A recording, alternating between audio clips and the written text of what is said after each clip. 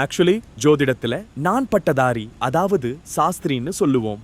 என் மகளோட கிரக நிலைப்படி இருக்கிறத இந்த அறிவியல் கருத்துப்படி நாங்க படிச்சதிலிருந்து எதிர்காலத்துல நடக்கக்கூடிய சம்பவங்களை சரி செய்யணும்னு இருக்கிற இந்த அபிப்பிராயத்தினால அவளை ஏதாவது ஒரு வகையில துக்கப்படுத்திடுறேன்.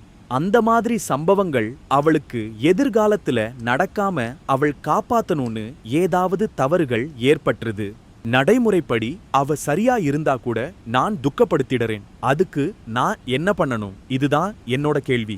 இந்த ஜோதிடம் எந்த அளவுக்கு துல்லியமாக இருக்கும் அப்படிங்கிறதுக்கு என்ன ஆதாரம் இருக்குது? அப்புறம் உங்கள் குடும்பத்தில் இருக்கிறவங்களுக்கு பார்க்காதீங்க, இல்லைன்னா கல்யாணமே ஆகாது, அவளோட வாழ்க்கை முழுக்க இவங்களோட கிரகநிலை இப்படி இருக்குது, இவங்களுக்கு கிரகநிலை இப்படி இருக்குன்னு அந்த மாதிரியான கதை ஒன்று இருக்குது. அதாவது ஒரு பெரிய ஜோதிடர் இருந்தார். அவரோட பொண்ணுக்கு 56 வயசாகியும் கல்யாணமே ஆகலை. ஏன்னா அவளோட அப்பா பார்த்துட்டே இருந்தார், இந்த பையனுக்கு இந்த குறை இருக்குது, அதனால உனக்கு அந்த பிரச்சனை வந்துடும், உனக்கு இந்த பையன்கிட்ட இந்த மாதிரி பிரச்சனை வரும்னு சொல்லியே வாழ்க்கை முழுக்க கல்யாணமே பண்ணி வைக்க முடியல.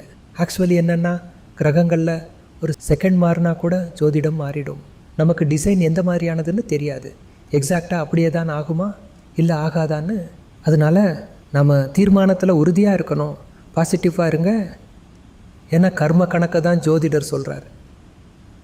அதாவது பலனை, கர்ம பலனை தான் சொல்கிறாரு. காரணங்கள் அவரால் சேஞ்ச் பண்ண முடியாது, விளைவையும் சேஞ்ச் பண்ண முடியாது. அப்புறம் அது சொல்கிறதுலேயும் ஒரு செகண்ட் மாறினாலும் ரிசல்ட் மாறிடும். ஜோதிட அடிப்படையில் நாம் எதிர்பார்த்துட்டு இருக்கிற மாதிரியான ரிசல்ட் வராமல் கூட போகலாம். அதனால் அப்படியெல்லாம் தப்பாக நடக்காது அப்படின்னு உறுதியாக இருங்க. பாசிட்டிவாக முயற்சி பண்ணுங்கள். அப்புறம் ஜோதிடத்தை ஒரு பக்கமாக வச்சுருங்க. பாசிட்டிவாக இருங்க, சகஜமாக இருங்க. கணக்குப்படி தான், கணக்குக்கு உட்பட்டவர் தான் கணவராக வருவார். ராமர் சீதா எவ்வளவு நல்லா இருந்தாங்க. சதி சீதான்னு சொல்லப்பட்டவங்க, அவங்களுக்கும் எவ்வளவு ப்ராப்ளம் வந்தது.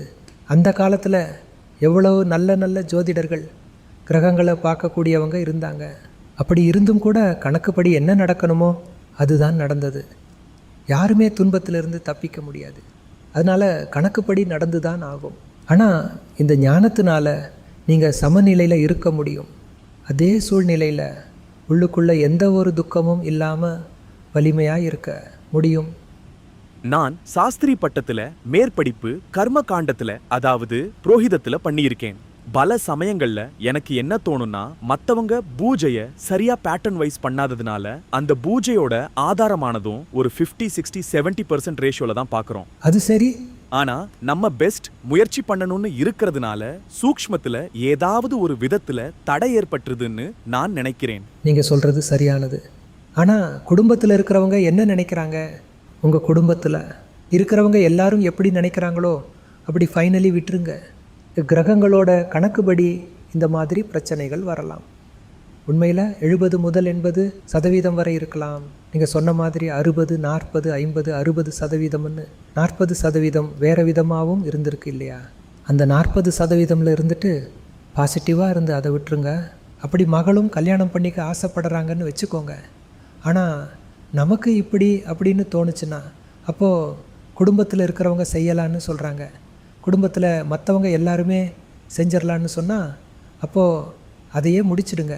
அந்த 40%ல் இருந்துட்டு பாசிட்டிவாக இருங்க.